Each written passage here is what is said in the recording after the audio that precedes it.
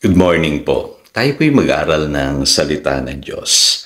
1 John chapter 3 verses 22 hanggang 24. Tinatanggap natin ang anumang ating hilingin sa Kanya dahil sinusunod natin ang Kanyang mga utos at ginagawa ang nakalulugod sa Kanya. Ito ang Kanyang utos, sumampalataya tayo sa Kanyang anak na si Jesucristo at magmahalan tayo gaya ng iniutos ni Kristo sa atin. Ang sumusunod sa mga utos ng Diyos ay nananatili sa Diyos at nananatili naman sa Kanya ang Diyos. At nalalaman nating nananatili siya sa atin sa pamamagitan ng Espiritong ipinagkaloob niya sa atin.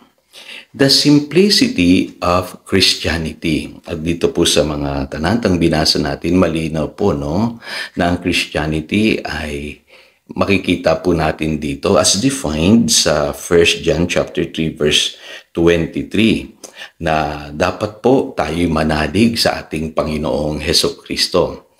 Ang ating pong Panginoong Hesukristo, siya po yung bugtong na anak ng Diyos, Diyos na nagkatawang tao, at yung ginawa niya sa krus ay sapat para sa ating kaligtasan.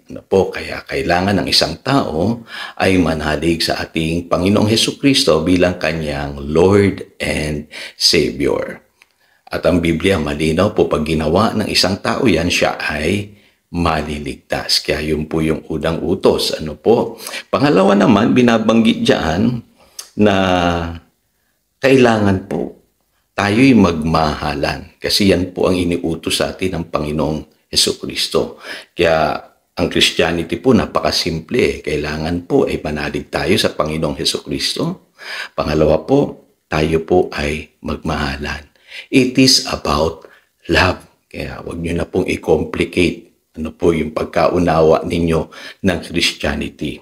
Kasi para po sa Panginoon, pinag-aralan natin to yesterday. Dinadahan-dahan po natin yung pag-aaral para maintindihan natin lubos na para sa isang bagong nilalang kay Kristo Jesus, tayo pong mga born-again child of God, ang kasalanan para sa atin is to sin against love. Kasi nga po sa pamamagitan ng pag-ibig, natutupad po ang kautusan. Sabi po sa Romans chapter 13 verses 8 to 10.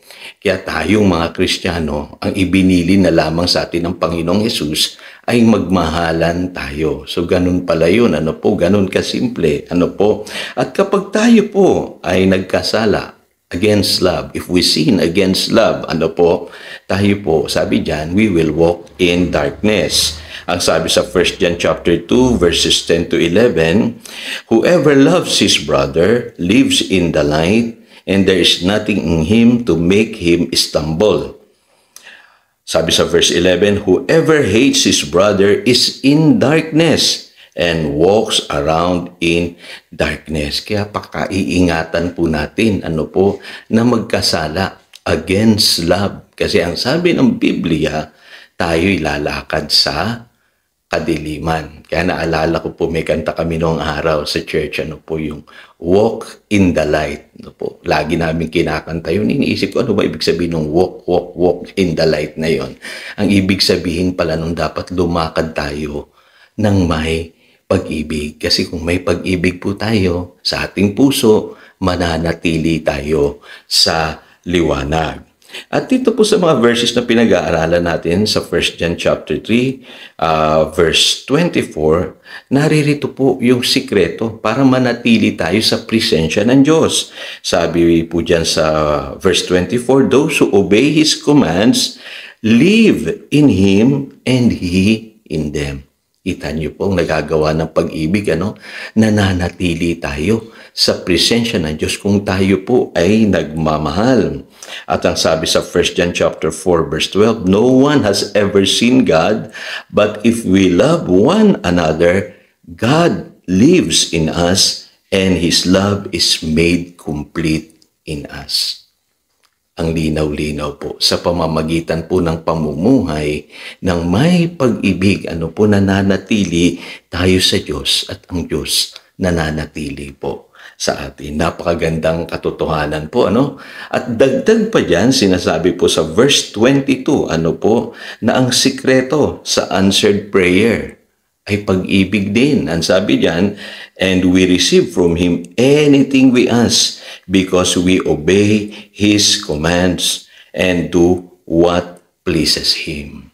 So napakalinaw. Ano po, kapag tayo po ay sumusunod sa utos ng Diyos, ang utos ng Diyos, magmahalan tayo. Ang sabi ng Biblia, we receive from Him anything we ask. Kaya pala pag ang isang tao namumuhay ng may pag-ibig, posible sa kanya lagi ang answered prayers.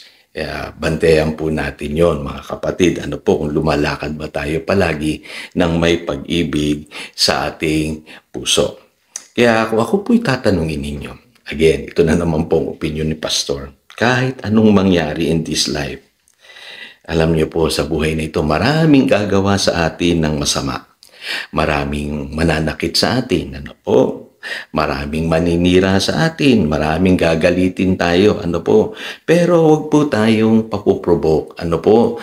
Kailangan po mamuhay tayo ng may pag-ibig. Yan po yung lesson natin ng isang araw. Ano po? Kailangan piliin natin gawin yung sinasabi sa 1 Corinthians chapter 13, verses 4 to 7. Ano po? Kailangan piliin natin maging patient, maging kind, huwag maging magagalitin, huwag maging mainggitin. Ano po? Huwag tayong maging masama ang ugali o magalit ng magtatanim tayo ng sama ng loob. We must choose to forgive. Kailangan po huwag tayong magre-retaliate, huwag tayong maghihiganti. Ano po, kailangan mamuhay tayo na taglay-taglay itong pag-ibig ng Diyos sa ating mga puso. Kasi napapansin niyo po ba minsan, pagka ikaw ay nananalangin at alam mong may mga bagay na humahad lang sa iyo pong pananalangin katulad ng sama ng loob, galit, tampo at kung ano-ano pang mga bagay na nagpapahirap sa iyong kalooban, ang hirap po di bang mag-pray? Parang kahit anong gawin mong kanta, praise and worship, di ba? Parang hindi mo maramdaman at maranasan yung presensya ng Diyos. Kasi ito po yung tinutukoy ng Biblia. Ano po? If you sin against love, hindi mo maranasan o mararanasan ang presensya ng Diyos sa iyong buhay. Kaya pakaingat-ingatan natin po palagi ang ating pong puso. Napakasimple po ng Christianity. Kailangan isang tao manalig sa Panginoong Hesukristo bilang kanyang Lord and Savior at mamuhay siya ng may pag-ibig. Ito si Pastor Jojo nagpapaalala upang daluyan tayo ng pagpapala, manatili tayo sa kanyang salita. Good morning.